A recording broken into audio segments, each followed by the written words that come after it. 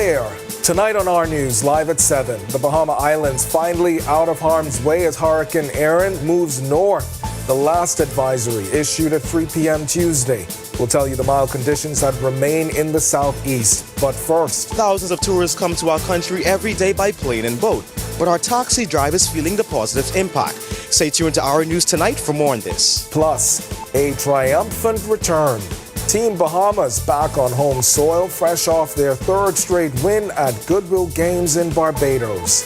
Then in our news at 7:30, while the Davis administration pushes renewable energy reforms, a local watchdog says the real test isn't just new infrastructure, it's transparency. Our news live at 7 starts right now.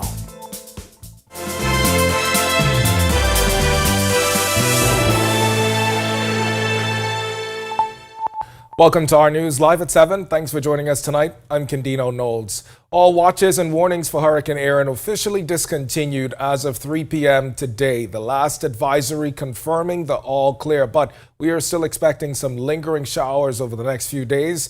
Meanwhile, Erin is moving north, tracking up toward the northeast U.S. coast. We'll go to meteorologist Greg Thompson in about 5 minutes for the latest on Erin and what to expect. But before we get to that, taxi drivers warning they're ready to shut it all down, saying that unfair competition from livery drivers is eating into their livelihoods. The taxi cab union called members to a meeting last night at BCPOU Hall on Farrington Road. Joshua Williams was there as the union president issued a rallying cry. We are sick and tired of the mess our neighborhood is. Members say enough is enough. Dozens of drivers and trade union Congress supporters packed the hall to publicly air their grievances. For years, the Bahamas Taxi Cab Union has accused officials of turning a blind eye while livery drivers solicit customers at areas reserved for taxis at the Lyndon Pilling International Airport, making it harder for taxi drivers to earn a living. Union President is Tyrone Butler. I don't know where in the world an airport have the right to lock a taxi driver outside of the pickup lane. Could you imagine you get called from the holding lot to go to the door, and when you get to the gate, you already paid not $1 to be in the lane, and then they have some little yard worker locking the gate so you can't get inside. Butler says the problem isn't limited to the airport. He claims major hotels, including Atlantis, are also guilty of giving business to livery drivers over taxi operators. You could imagine that a driver gets up 4 o'clock in the morning, 5 o'clock. In some cases, they're out from 10 o'clock the night before, and then when you get to the front of the line, some bellman to the hotel decides that this job is too good for you, it's not good enough for you, you gotta give it to a livery driver. Now, thousands of tourists traverse these streets downtown every day, but taxi drivers say they're not feeling the positive impact. The tourism minister bragging about numbers, those numbers are not trickling down to us. In the port, $350 million invested in a facility, but they didn't invest nothing in the taxi drivers. The union, which recently left the Bahamas National Alliance Trade Union Congress to rejoin the Trade Union Congress, accuses its former affiliate of conflict of interest and is now demanding government intervene to protect the taxi industry. And if not, Butler warns they're prepared to take action. Just how mad and all of those who work on the airport don't allow us to get the job? Well, you can't get it out of the airport because we're going to shut everything down. Reporting for Our News, I'm Joshua Williams. All right, thanks so much for that, Josh. Air Canada ending its strike. Now that means the Bahamas is expected to gradually resume flights.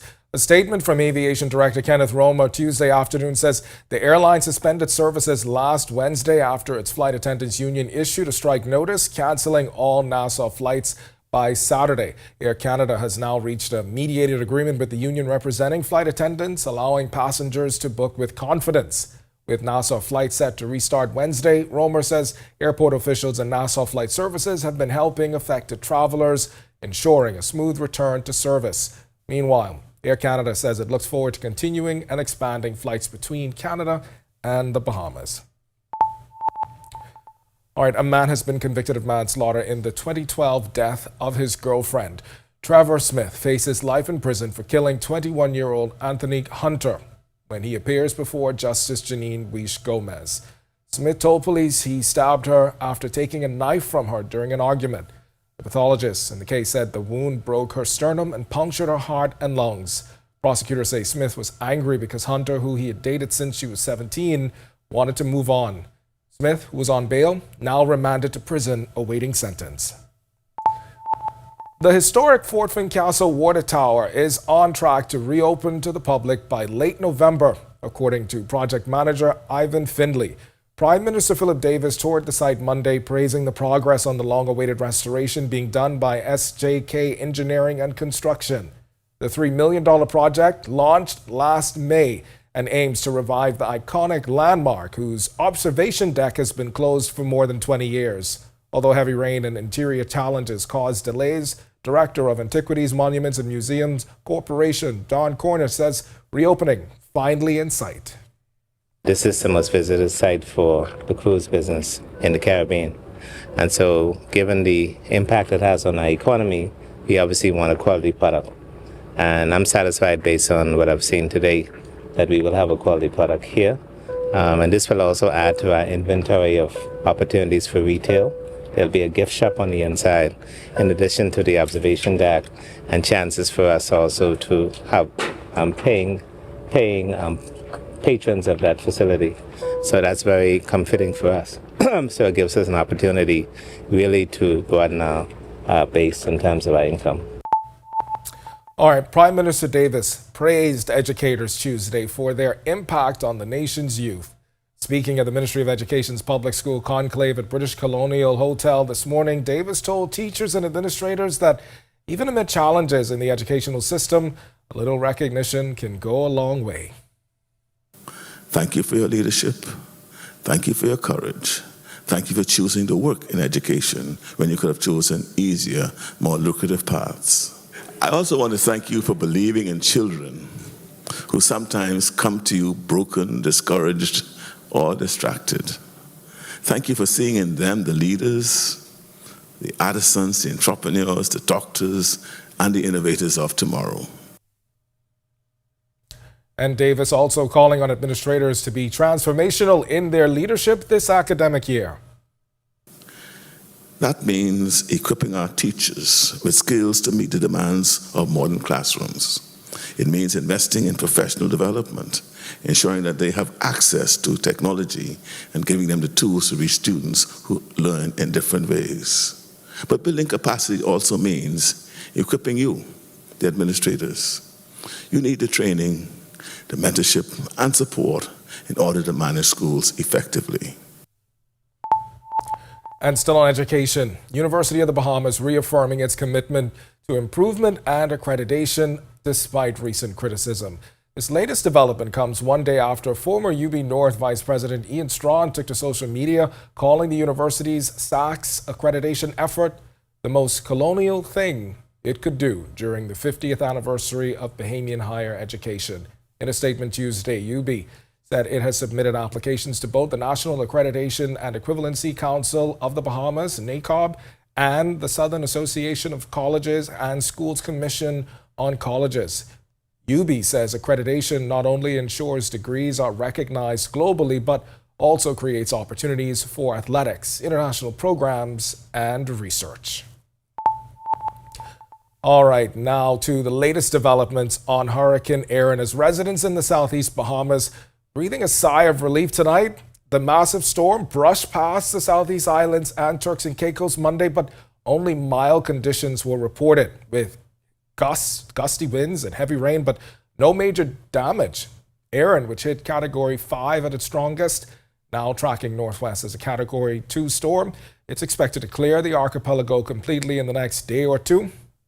We'll go now to meteorologist Greg Thompson, who is standing by in the Weather Center for the latest on this. And Greg, I know you were tracking this from last week, so to see it finally just make its way away from us is good news, right? Getting out of here, yeah. We still have some rain bands affecting portions of the Bahamas, but we'll share that in a short while. But yeah, Erin has been downgraded to a Category 2 storm, still a very potent storm out there in the open Atlantic. And as you mentioned, all the alerts and watches and warnings have been discontinued for the chain of islands. Current position 26.6 north, 72.7 west. Winds are up to 104 miles per hour. Its movement is still towards the north-northwest at 10 miles per hour, but eventually over the next 24 to 36 hours, we expect the storm to make a turn towards the north and then northeast and away from us. Of course, Aaron still, as I mentioned, keeping some rain bands across the central and southeast Bahamas, and those showers will continue tonight. But as Aaron pulls away, we expect some trailing moisture to still pull across our area, still carrying that Category 2 status over the next several days. By Thursday, it's going to make that real sharp turn towards the northeast and away from us. So we're going to be saying goodbye to Aaron, but swells are going to still continue to affect the island chain. So boaters and beachgoers, we're asking you to exercise caution. As a matter of fact, stay out of the waters for the next day or two before things start to clear up by the weekend, and maybe we can get into the water. But we are watching 2 other areas in the tropics. We'll tell you about that later on in the newscast. But currently outside our studios right now, we have very warm conditions. We had more sunshine than clouds, 88 degrees. Breezy northwest winds, 15 miles per hour. Feels like temperature is at 94. Current temperatures around the chain of islands right now. It's 86 in Freeport, 85 in Marsh Harbor, Abaco, 86 Governors Harbor. We pick up 87, Charlestown, Bimini, Great Harbor, Key, Nichols, San Andreas here in the capital, 88. Central Bahamas, 88 in Kemps Bay. Then we pick up 85s, Georgetown, Arthurstown, Cat Island, Copa Townsend, Salvador, Port Nelson, Rum Key, Black Point, Exuma, 86. Deadman's Key, 83, and into the southeast Bahamas. 86 in Duncantown, Ragged Island. 82s, Colonel Hill, Crooked Island, and in Providenciales, Turks and Caicos Islands. 85, Delectable Bay, Abrams Bay, and Matthew Town in Agua. You guys are also at 87. Satellite and radar composite showing what we're having out there right now. Most of the cloud, as I say, keeping some showers and thunderstorms across the southeast and central Bahamas. Those are trailing rain bands. Some making it to the northwest Bahamas, but most of the activity staying well to the west of us. But we will continue to see 1 or 2 more showers across the northwest, central, and portions of the southeast Bahamas tonight through tomorrow as Aaron pulls away. That's your first look at weather. Stick with us. A look at the tropics still to come. Coming up in sports, the NFL season is almost here, which means it's time for something even more important, fantasy football. The worldwide leader is headed to the Bahamas. Yo, what's good, my loyal viewers? Ronaldo Dorset of 10YS here. First of all, thanks so much for watching, but be sure to hit that follow button. If you'd like to see more content like this, follow all of the R News social media pages, and of course, don't forget to turn on your notifications so you never miss out on the top stories from the team, well, from the teams you already trust. More than 20 years in the making and still growing. Everywhere you turn, our news is there. From Caripta to Karakom and Chogam, the commendation of a queen, the coronation of a king, the controversies, our culture, in times of conscience and collective grief, connecting the stories of a country coming into its own, from then to now and still to come. Our news is everywhere, always there when it counts. Every week, one show drives the national conversation. On the Record. We challenge the issues, ask the tough questions, and dig deeper. We bring in the experts, the decision makers, and the voices that matter. Our discussions shape policy, influence change, and inform the public like no other. Join us every Thursday at 8 p.m. and again on Sunday at 8:30 p.m. Catch us streaming live on Facebook or catch up with your favorite episodes on our YouTube channel. The conversations that shape the Bahamas start here, on the Record.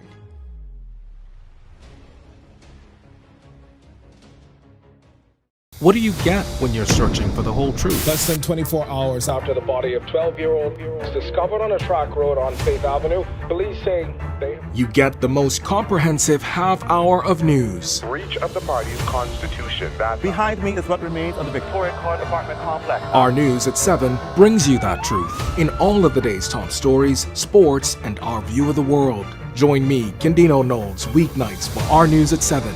Stay with the team you already trust. From 2017, one show has set the standard for current affairs in the Bahamas, and that's On the Record, one of the longest running current affairs shows on RTV. We've been the place where newsmakers come to talk. We've sat down with leaders in government, cultural icons, industry leaders, and international experts. From breaking news to in-depth analysis, our conversation sets the tone for the nation. We've tackled the biggest issues on the planet, held world leaders accountable, and given voice to the people. From politics to culture.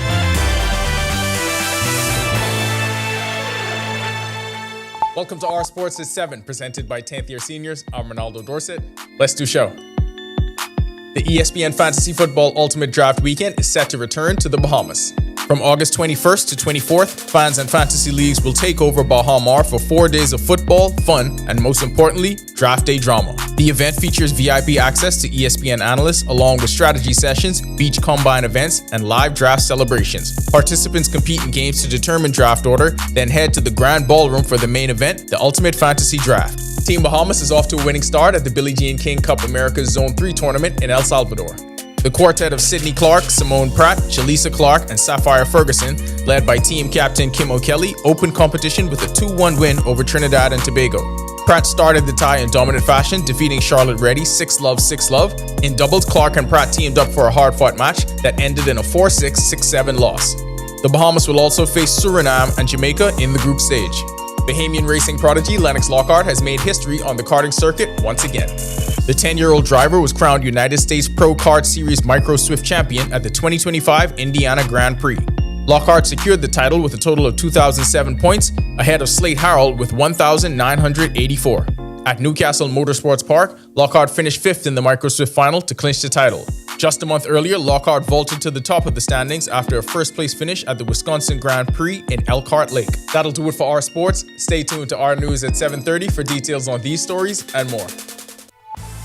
When our news comes back from the break, we turn our spotlight to stories making headlines across the world as European leaders laud U.S. efforts to end the Russian war in Ukraine. Plus, we are learning that popular cable news network MSNBC will change its name later this year. Find out the rebrand straight ahead. And Guyana's oil production exceeds hundreds of millions of barrels. We'll tell you the exact amount from the leading regional oil producer when Our News returns.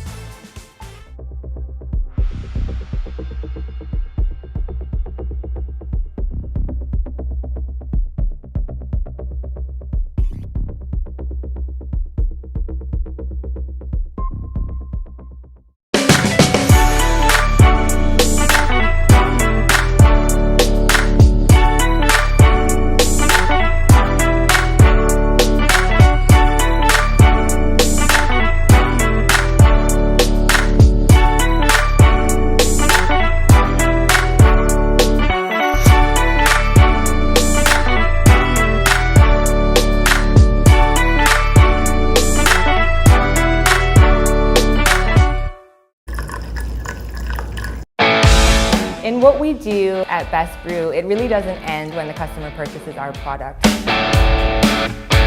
We offer specialty coffee, tea, spices, and brewing equipment. We do a lot of our orders via website. We actually have the mobile service and the phone service and the internet.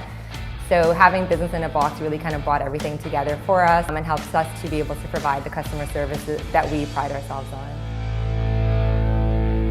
My name is Trey Williams. I've been a Live Fiber customer since March 2024. The installation process was seamless, effortless, and extremely fast.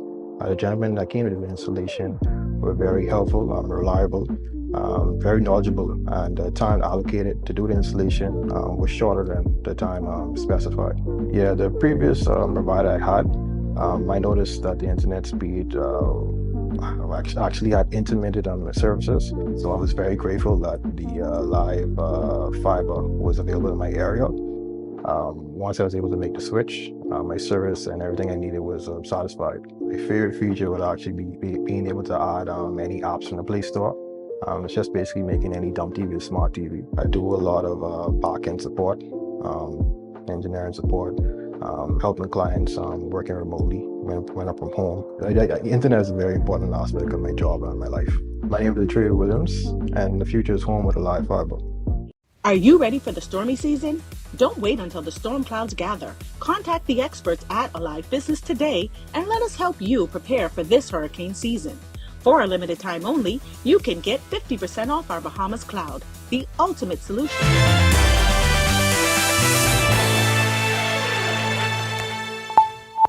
This is Our News. Welcome back. We turn our attention now to stories making headlines across the world.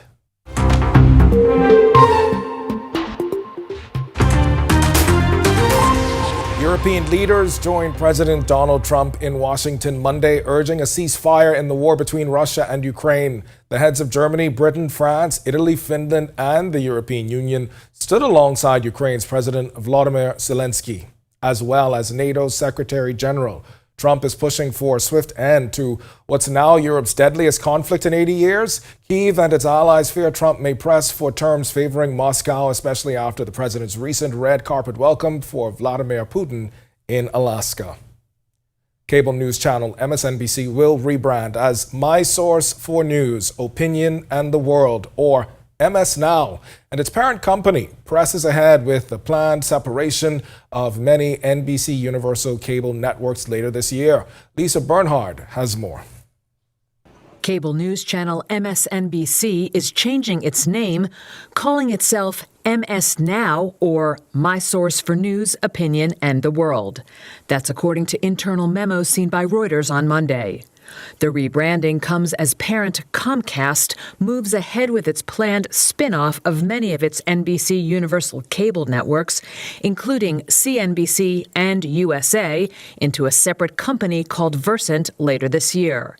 It's all part of a significant shift in strategy toward streaming networks. The cable channels will also lose the iconic peacock logo associated with NBC Universal, according to a Versant memo. Comcast intends to retain the legacy NBC broadcast network and its film and television studios, which are expected to fuel growth for the Peacock streaming service. Launched in 1996, MSNBC stands for Microsoft and National Broadcasting Company, a name formed through its previous partnership with Microsoft and NBC. The name has outlived its time since Microsoft pulled out of the joint venture that owned MSNBC in 2012. The network is the latest media company to undergo a rebranding. In 2023, Warner Bros. Discovery changed the name of streaming service HBO Max to just Max, only to revert back to HBO Max. And IAC-owned publisher Dotdash Meredith recently rebranded as People Inc.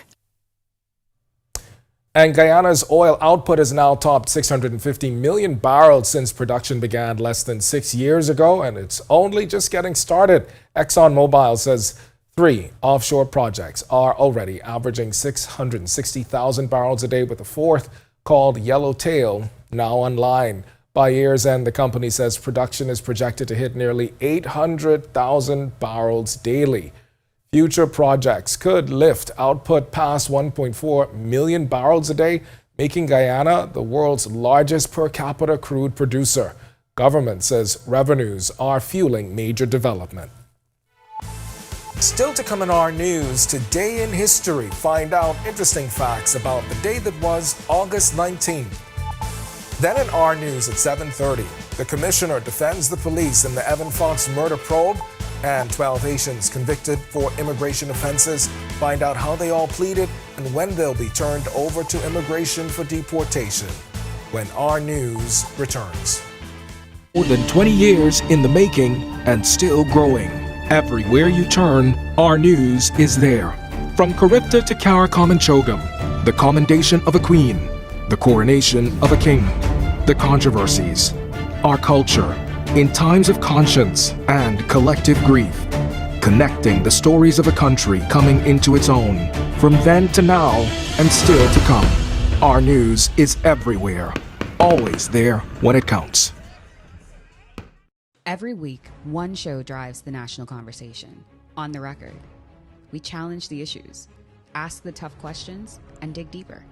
We bring in the experts, the decision makers, and the voices that matter. Our discussions shape policy, influence change, and inform the public like no other.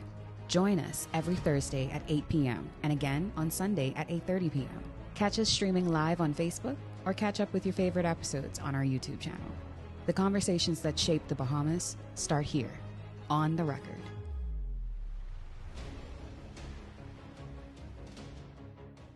What do you get when you're searching for the whole truth? Less than 24 hours after the body of 12-year-old was discovered on a track road on Faith Avenue, police say they... You get the most comprehensive half hour of news. Breach of the party's constitution.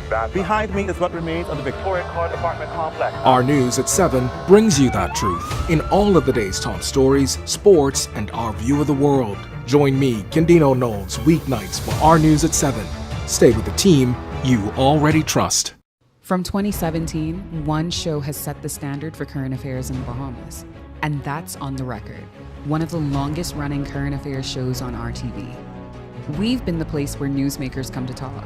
We've sat down with leaders in government, cultural icons, industry leaders, and international experts.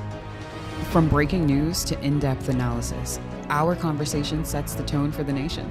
We've tackled the biggest issues on the planet, held world leaders accountable, and given voice to the people. From politics to culture, business to the environment, no topic is off limits. Join us every Thursday at 8 p.m. and again on Sunday at 8:30 p.m. Catch us streaming live on Facebook or catch up with your favorite episodes on our YouTube channel. 9 seasons strong, and we're just getting started.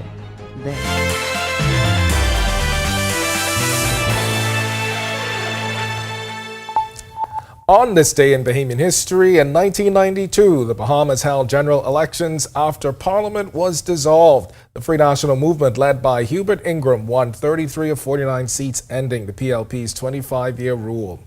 In 2019, tropical wave formed off West Africa that would later become Hurricane Dorian.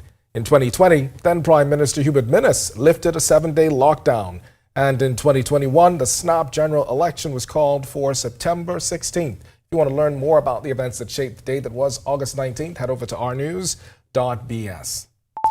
And Team Bahamas finally back home after securing their third consecutive win at Goodwill Games in Barbados. Sasha Lightbourne was there for the triumphant return.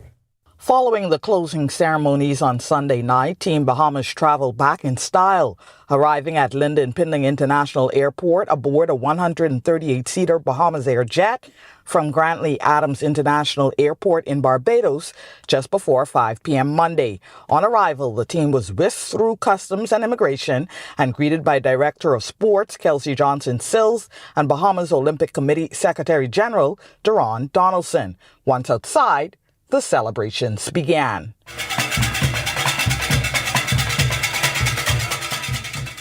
The 40-member team was then escorted to the VIP lounge, where a short ceremony was held in their honor. We say thank you so much for being great youth ambassadors. The future is really bright, not only for you as a swimmer, but we also want to push academics. The athletics is already there. So let's make sure that we have a balance in and outside of the pools, because this is where the foundation is made. It's important that the Olympic Committee is here. It's because that big, outside of your World Championships, the Olympic Games is one of the biggest games, if not the biggest games in the world. And I see a lot of you as future Olympians. So this is the roadmap to that. It was a grueling 3 days of competition in Barbados as the Bahamas edged out Jamaica and Trinidad and Tobago. During the ceremony, team captain Madison Julian also addressed the team. I just wanted to tell my entire team that I'm very, very, very proud of everyone. I've watched everyone just work so hard over the summer in practice, and to go there to Barbados and to execute, I think we did that very well. So I just want to say I'm very proud of you from all the team captains, and I want you all to go on and remember this trip and use your experience to help you in the future when you're making other teams, CRIFTA, when you get older, World Championships, Junior Worlds, and hopefully someday the Olympics. Now, Team Bahamas won with 1,324 points and 110 medals, 31 of which are gold. Our News understands that Trinidad and Tobago will host next year's Goodwill Games. Reporting from the Lynden Pindling International Airport, for Our News, I'm Sasha Lightbourne. All right, thanks so much for that, Sasha. If you want to watch that story again and for all of today's top stories, visit ournews.bs. That's going to do it for us in News at 7. Joining us now, Megan Shepherd. She's got the latest headlines.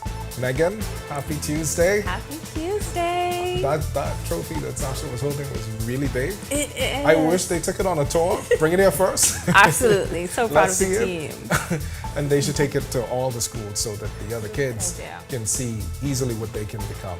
Absolutely, absolutely. Great idea, Candino. Thank you so much. Well, coming up straight ahead, a man is convicted of raping a 17-year-old girl. Plus, government secures $30 million in funding. Here are your latest headlines. First tonight, power bills soaring again. Why one watchdog says fixing BPL is more than just about electricity. Plus, another union leader joining the chorus of unionists questioning the role of the minister with responsibility for the public service and labor. The question at hand, is there a conflict of interest? Plus, what was once classified as a suicide now ruled a murder. Tonight, the police commissioner is on the defense. She says officers acted on the evidence available at the time. And later, could Grand Bahama be experiencing the biggest real estate uptick in nearly 20 years? Some local realtors believe the answer is yes. Our Italia Hall tells us how new projects are boosting the need for more homes. We have the details for these stories and so much more when our news continues. Notes here, and thank you so much for watching. Be sure and hit that follow button if you want to see more stories like this. Be sure and follow all of the R News social media pages. And hey, don't forget, turn on your notifications so you never miss out on top stories from the team you already trust.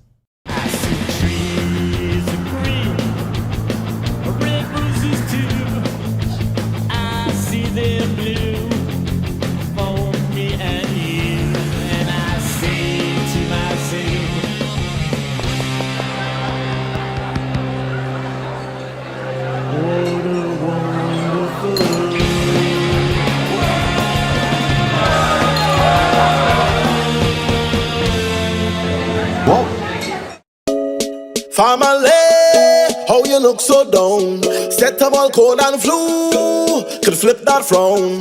All the coughing and that runny nose cannot last. You must come back to work and class. Set up all can deal with that fast, yeah. Try set up all cold and flu, daytime and nighttime too. Try Setamol, cold and flu, and get back to the better you. Available at pharmacies nationwide. Distributed by Lowe's Wholesale Drug Agencies Limited. At Struckham, we're all about peace of mind. With the latest tools and technology like PestPack, managing pest control just got easier. It's simple. Log on to the portal to review past services or monitor trends. Just tap Service Reports to access detailed records and see how we're keeping your business pest-free. You can even customize permissions so your teams in maintenance and health and safety have real-time access to everything they need. With PestPack, you're in control, anytime, anywhere. Get ready to simplify pest management with just a few taps.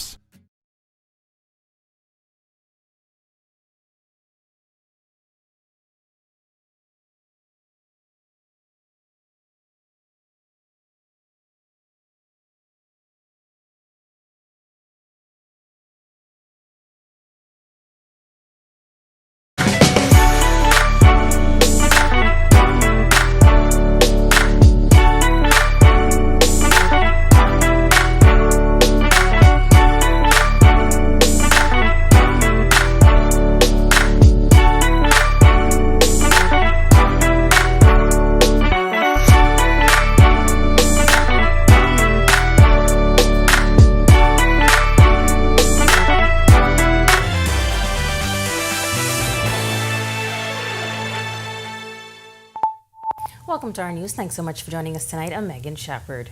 As Bahamians continue to grapple with high electricity bills, the Davis administration is touting progress on renewable energy reform. But one local governance watchdog says lasting change will require more than infrastructure. It will demand transparency, trust, and consistent citizen engagement. Our Delvado Emmanuel reports. With temperatures soaring this summer, many households were hit with skyrocketing electricity bills, while government promises relief through renewable energy investment. Executive Director of the Organization for Responsible Governance, Matthew Aubrey, says true reform is bigger than just fixing Bahamas Power and Light. We also realize that it's a crucial opportunity for it to be a shared relationship. The government, the civil society sector, the citizens, and the private sector, because each is potential success is hinging on us being able to get a system of energy that is reliable, sustainable, and affordable. Aubrey argues that Bahamians are often skeptical of reform plans since each new government brings its own energy blueprint. He says 5 years is not enough to see real reform in the energy sector. We're going to fix this and it's going to take 5 years and you'll see the end of it. So you do have to have short-term outcomes. But I think it's also important to put those short-term outcomes in a longer context. These are potential things that we'll see. It's been a very warm summer, right? So the anticipation of using last summer or the summer before as a baseline is not something anybody could have predicted or controlled. So what does that look like? He says part of the solution may come from empowering citizens, pointing to family island residents who are already living off the grid and others in Nassau who are experimenting with solar. How that integrates with people on the ground means sitting and talking to why folks have been able to do that, what has led folks to what's the level of interest, what capacity. We're all based on a system, and that system has certain limits, and we have to be respectful of what that system's limits are. Org is calling for more consistent consultation beyond flashy graphics or one-time community meetings. BPL is a state-owned enterprise. It's something that we're subsidizing at high levels. Everyone has a stake in this, and the output of having energy is something that we all ultimately can benefit or struggle with if it's not done well. Now, Org says energy reform is a chance to rebuild public trust. However, Aubrey warns without long-term public consultation and transparency, progress may halt. Reporting for Our News, I'm Delvado Emmanuel. Thanks so much, Delvado. Well, tonight, government is acknowledging the Fiscal Responsibility Council's review of the Fiscal Strategy Report and annual budget, welcoming its role in strengthening transparency and accountability within its fiscal framework. The statement says government has charted a path to reduce the debt to GDP ratio to 50% by fiscal year 2030-31, while supporting growth, job creation, and targeted social investment. The Council confirmed the Bahamas is broadly compliant with the Public Financial Management Act and that debt is on a downward course. Government notes the Council's questions on revenue targets, expenditure ceilings, and capital spending, saying its approach is guided by realism and prudence, with plans to improve reporting for greater clarity. It goes on to say while the review shows a strong performance, there is room for improvement, and government commits to tighter expenditure, stronger revenue collection, and building buffers against risk.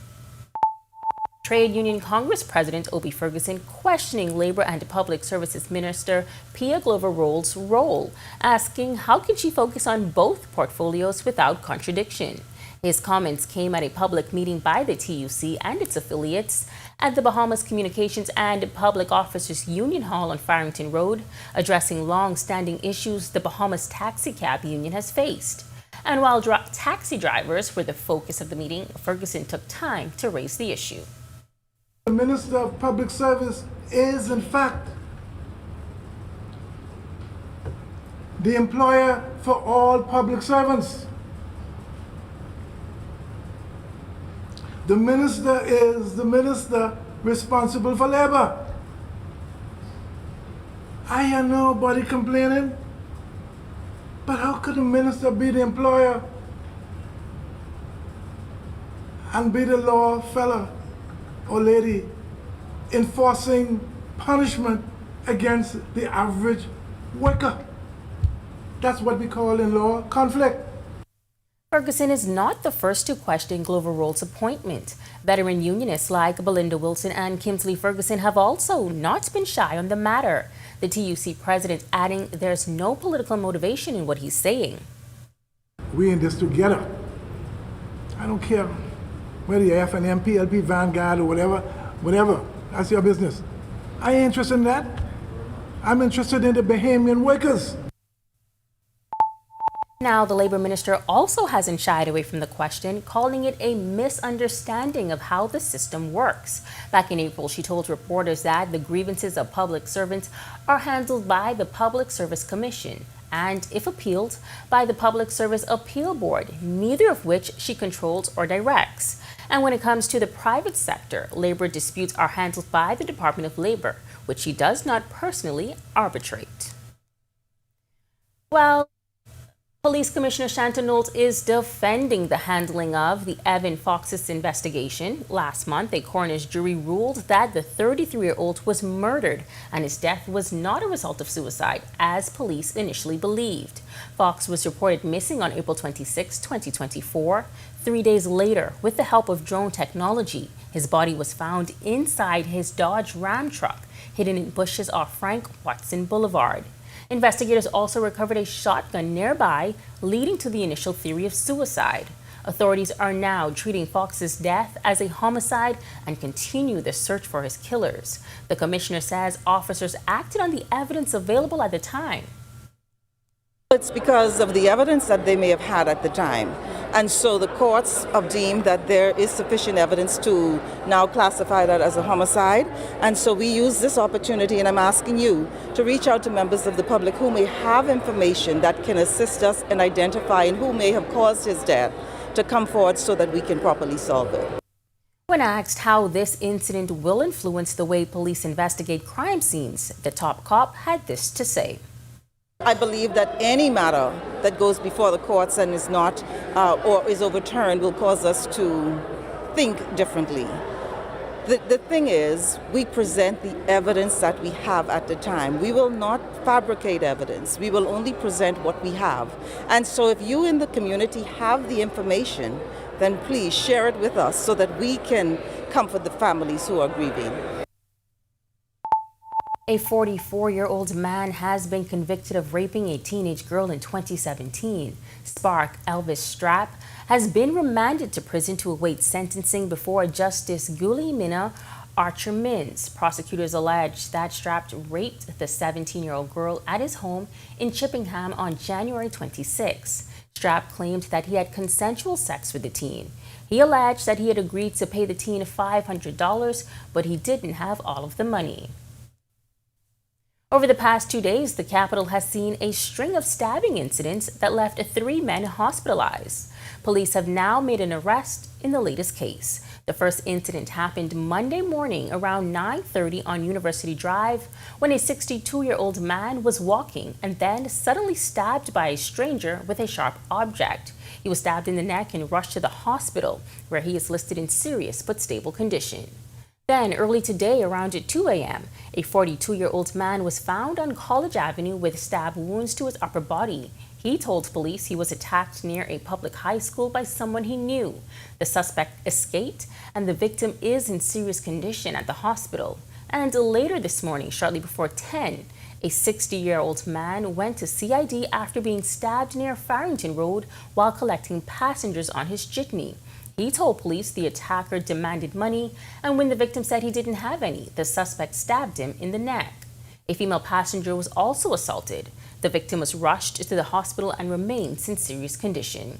Police quickly arrested a 39-year-old man in the Horseshoe Drive area in connection with this latest stabbing. He is cooperating with authorities and assisting with the investigations into the earlier attacks. Investigations are, of course, ongoing.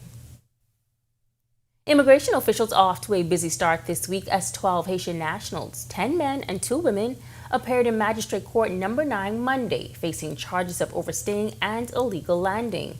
All pleaded guilty and were convicted. Fines ranged from $300 to $2,500, with prison sentences from 2 weeks up to a year at the Bahamas Department of Correctional Services. Once fines are paid or sentences are served, all are set to be handed over to the Department of Immigration for deportation.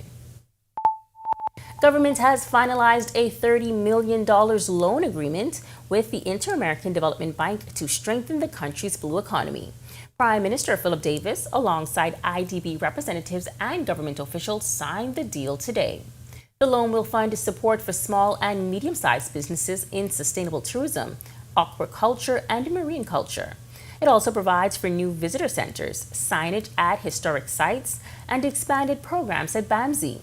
Davis says the 5-year loan will be spread across 3 main areas. This project reflects my administration's recognition of the valuable opportunities within the blue economy. The sector is filled with untapped potential, and we have targeted the vast potential within the blue economy as one of the pillars of our economic diversification strategy. Component 1 is focused on small business support.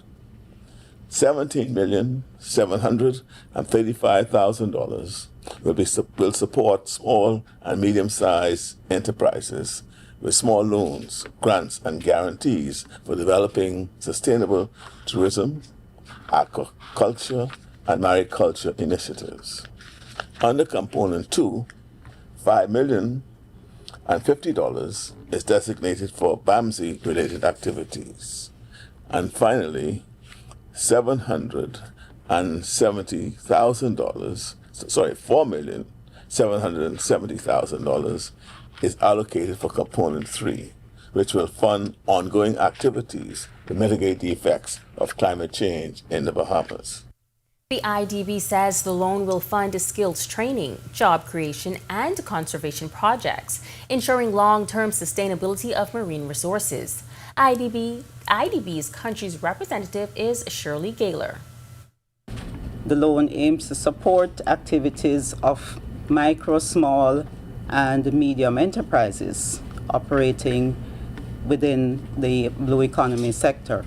And so some of these very operators, the very operators that I mentioned, these are the persons that this operation aims to impact and to benefit. And so I want to extend our thanks to the government of the Commonwealth of the Bahamas for making the IDB the partner of choice in this intervention. We are very proud of our work in this area, and we are indeed proud of the collaboration that we have had with the government. All right, well, we've still got lots more news to share with you tonight, but first, meteorologist Greg Thompson joins us for your first look at temperatures. Greg. Warm day, warm evening, temperatures in the 80s. We didn't get much in terms of any of the rainfall. Most of the activity is in the central and southeast Bahamas, but we did get the heat. 87 degrees is our current temperature outside our studios. We have a bit of a breeze, but not shaving much off the temperature. Northwest 15 miles per hour, feels like temperature is at 94. Satellite radar composite. Top story. Aaron still out there, churning to the east of us. Present position 26.6 and 72.7. Winds up to 104 miles, 105 miles per hour, and it's moving towards the north-northwest at 10 miles per hour. The system continues to move away from us, but we still have some trailing rain bands across the area. We continue to see some showers and some isolated thunderstorms across the central and southeast Bahamas. But as the system pulls away from us, the main impacts will be the swells. So boating and beaching not advised for the next couple of days. We're asking you to stay out of the waters as things start to clear up. That's a quick check on conditions around the islands. And Aaron, we'll tell you more about two other areas to be watching in the tropics when we come back. When our news comes back from the break, a long-awaited update. The Prime Minister gives a date for the redevelopment of the Grand Lucayan Resort. Plus, preparedness is the name of the game. Our Candino Knowles is focusing on how Grand Bahamians remain prepared in the height of the hurricane season. And then, our Italia Hall explores Grand Bahama's growing real estate needs. Local realtors say this could be the biggest uptick in 20 years. That's coming up when our news returns.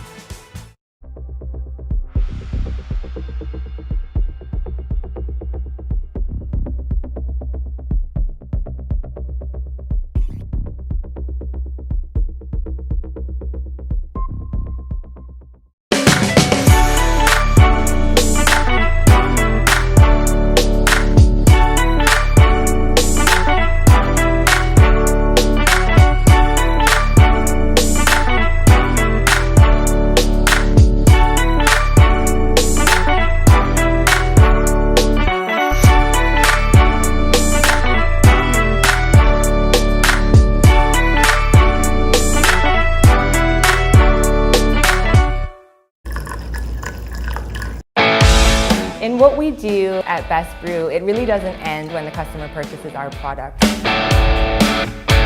We offer specialty coffee, tea, spices, and brewing equipment. We do a lot of our orders via website. We actually have the mobile service.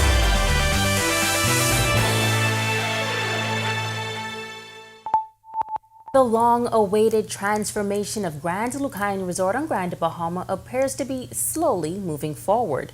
Prime Minister Philip Davis was asked today for an update on the project. Now, months after a heads of agreement was signed with Concord, Wilshire to turn the aging resort into a world-class destination.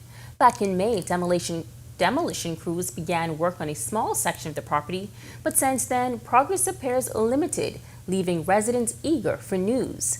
During a signing ceremony for a separate $30 million Inter-American Development Bank loan, Davis said this about new loan and ongoing Grand Lucayan project. We've gotten updates, and yes, part of this loan will be able to fund one or two entrepreneurs who may want to open their own little business when that development is up and going. When would you say that development is up and going? When would that happen? The timeline given will be, because of the components, it should be, part of the components will be up and going by January of next year. Well, Grand Bahama is no stranger to powerful storms, and with hurricane season in full swing, the focus is on preparedness. Tonight in City in Focus, our news anchor Kendino Knowles shows us how the Grand Bahama Port Authority is working directly with residents to make sure they're ready long before a storm arrives.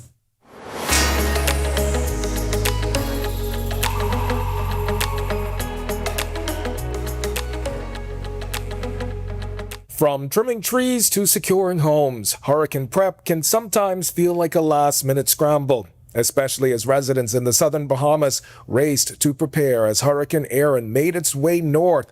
But city leaders in Freeport, Grand Bahama say it doesn't have to be that way.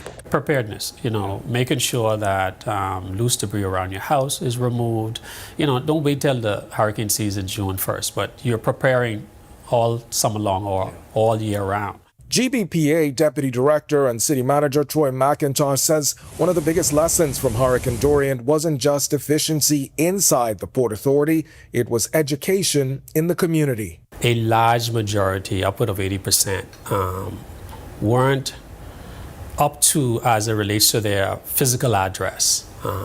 Some may know the street name, some may know the lot number, some may have known their subdivisions, and so educating them with your legal description, as it's called, because you want restoration, they want to get power turned on, they want to get inspections, but from the building development standpoint or city management standpoint, we needed this information. McIntosh says education now goes beyond addresses. It includes everything from understanding insurance policies to knowing exactly how much water to store. Because if you ask the average person, hey, you're supposed to have 5 gallons of water per person in your home right now. Do you have it? Do you have it? Yeah. 5 gallon? 5 gallon bottles of water. Five gallon bottles of water. So 1, 2, 3, 4, per 5. person. Per person in your household. Oh no. And a lot of it is education, putting the necessary things in place to make sure you have the tools and not waiting until the last minute. And McIntosh says he believes shifting the culture of preparedness will take the same approach as a catchy jingle, constant repetition, keeping preparedness top of mind all year round. Reporting for our news, I'm Kendino Knowles. Well, I just learned I am 1 5-gallon short. Thanks so much for that, Kendino. For years, Grand Bahama's real estate market has been stagnant, but local realtors say that's changing thanks to major investments like the shipyard expansion and Carnival's new Celebration Key project. Tonight, they're warning buyers, sellers, and renters that the market is heating up. Finding a place to live on Grand Bahama used to be easy, not anymore. As the island's economy picks up, listings are vanishing fast, with some realtors calling it the biggest uptick in nearly 20 years. Investors are moving in quickly, hoping to cash in on the island's rising market. Moscow Realty Managing Director Deanna Batello says rentals in particular are in high demand. And in the rent range between $800 to $1,200, there is a shortage of supply and what's available. And that's particularly because right now we have a high demand of those areas, especially because of the medical students who are coming in, and those are the affordable rentals. They're mostly all taken. HG Christie realtor Catherine McClay agrees. She says short-term rentals are booming, even as banks make it tougher for some buyers. We tend to get the end product because they will do most of their rentals through Airbnb. We're like the last choice when their other choices fall through. Longtime realtor Ina Simmons says the price shift is impossible to ignore. We used to have a lot of studios and one-bedroom apartments that would be under $1,000 a month. Those are drying up really quickly. And that is definitely a difference from a few years ago. So who's driving the surge? We actually have a very healthy mix between the Bahamians and expats. We have a lot of Bahamians from New Providence purchasing in Grand Bahama at the moment because the real estate market in Nassau has really taken off. And the message from these real estate experts is clear. The market is heating up, and for anyone thinking of buying, the time to act may be now. Reporting for our news, I'm Natalia Hall. Coming up in sports, ESPN will host its Ultimate Draft Weekend at Baha Mar. The Billie Jean King Cup team is off to a fast start, and Lennox Lockhart is back in the winner's circle. The future of energy in the In what we do at Best Brew, it really doesn't end when the customer purchases our product. We offer specialty coffee, tea, spices, and brewing equipment. We do a lot of our orders via website. We actually have the mobile service and the phone service and the internet. So having business in a box really kind of brought everything together for us and helps us to be able to provide the customer services that we pride ourselves on. My name is Trevor Williams. I've been a Live Fiber customer since March 2024. The installation process was seamless, effortless, and extremely fast. The gentlemen that came to the installation were very helpful, reliable, very knowledgeable, and the time allocated to do the installation was shorter than the time specified. Yeah, the previous provider I had, I noticed that the internet speed actually had intermittent on my services, so I was very grateful that the live fiber was available in my area. Once I was able to make the switch, my service and everything I needed was satisfied. My favorite feature would actually be being able to add any apps from the Play Store. It's just basically making any dumb TV a smart TV. I do a lot of back-end support, engineering support, helping clients working remotely when I'm from home. The internet is a very important aspect of my job and my life. My name is Trey Williams, and the future is home with a live fiber.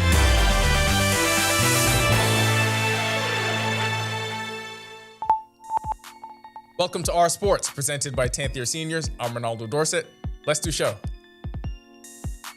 The ESPN Fantasy Football Ultimate Draft Weekend is set to return to the Bahamas. From August 21st to 24th, fans and fantasy leagues will take over Baha Mar for 4 days of football, fun, and most importantly, draft day drama. The event features VIP access to ESPN analysts along with strategy sessions, beach combine events, and live draft celebrations. Participants compete in games to determine draft order, then head to the grand ballroom for the main event, the Ultimate Fantasy Draft. One of the unique things about this event is the talent that comes down. So you have ESPN's Fantasy Focus podcast, their whole talent that'll be coming down. We'll have live podcasts every single day. We'll have some insider information, different convention style meetings, different dinners that you get to mingle and mix in with that talent. We're also going to have some NFL players, some former offensive juggernauts in Todd Gurley, Golden Tate, Kyle Rudolph, who are great fantasy football players. So those who come out will get to not only learn a lot more about fantasy drafts and what they should be considering, but also getting to meet and rub elbows with some of the NFL players. For ESPN, they provide an island escape and fantasy football experience, and for BD Global, they add to their sports tourism footprint in the Bahamas, which already includes Corn Ferry Tour golf events and Baha Mar Hoops. Our goal is tourism's goal. It's heads in beds. It's making the Bahamas a destination location for sports. We've got a few other tricks up our sleeves that we're working with Ministry of Tourism and Baha Mar and other hotel partners on. But anything that we can do to showcase the beautiful islands of the Bahamas is good for us. Team Bahamas is off to a winning start at the Billie Jean King Cup America's Zone 3 tournament in El Salvador. The quartet of Sydney Clark, Simone Pratt, Jaleesa Clark, and Sapphire Ferguson, led by team captain Kim O'Kelly, opened competition with a 2-1 win over Trinidad and Tobago. Pratt started the tie in dominant fashion, defeating Charlotte Reddy 6-love, 6-love. In doubles, Clark and Pratt teamed up for a hard-fought match that ended in a 4-6, 6-7 loss. The Bahamas will also face Suriname and Jamaica in the group stage. Bahamian racing prodigy Lennox Lockhart has made history on the karting circuit once again. The 10-year-old driver was crowned United States Pro Kart Series Micro Swift champion at the 2025 Indiana Grand Prix. Lockhart secured the title with a total of 2,007 points, ahead of Slate Harold with 1,984. At Newcastle Motorsports Park, Lockhart finished 5th in the Micro Swift final to clinch the title. Just a month earlier, Lockhart vaulted to the top of the standings after a first-place finish at the Wisconsin Grand Prix in Elkhart Lake. He became the first Bahamian driver to ever win a major national karting title in the United States, and it also marked his first US PKS championship. That'll do it for our sports. This is 10YS, and I take my role as Fantasy Football Commissioner very seriously this weekend, and I know people expect fairness and objectivity. But they should not. I will use my position of authority almost exclusively for personal gain. I have an amazing future in politics and fantasy football. Back to the studio. On the other side of this break, Greg is back in the Weather Center with a complete look at your forecast across the country. Stick with us.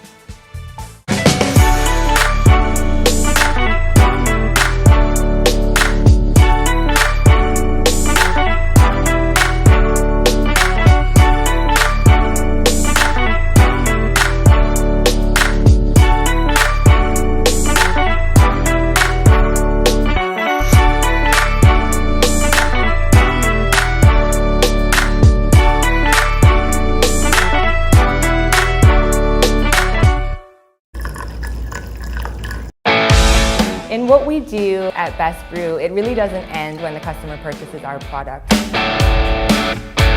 We offer specialty coffee, tea, spices, and brewing equipment. We do a lot of our orders via website. We actually have the mobile service and the phone service and the internet. So having business in a box really kind of brought everything together for us and helps us to be able to provide the customer services that we pride ourselves on.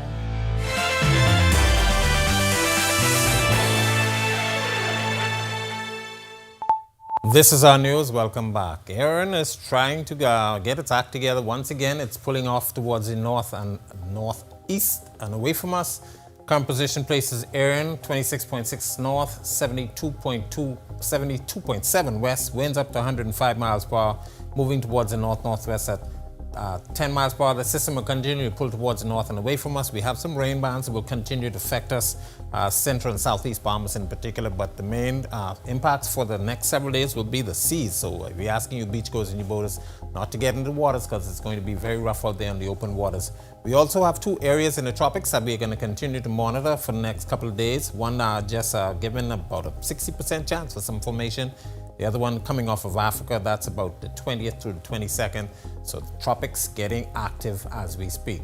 Future forecast showing all the moisture associated with Aaron pulling out towards the north and east and away from us. Our system will continue to track away. As I mentioned, rain bands will continue to affect portions of the Bahamas. That will continue through the remainder of the week.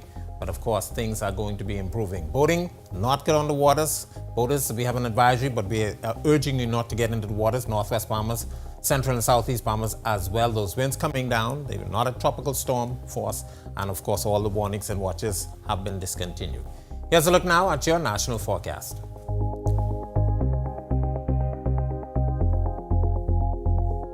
In the extended forecast, improving conditions, but the trailing moisture will keep us with some showers in the forecast, but those temperatures will be back near the 90-degree mark.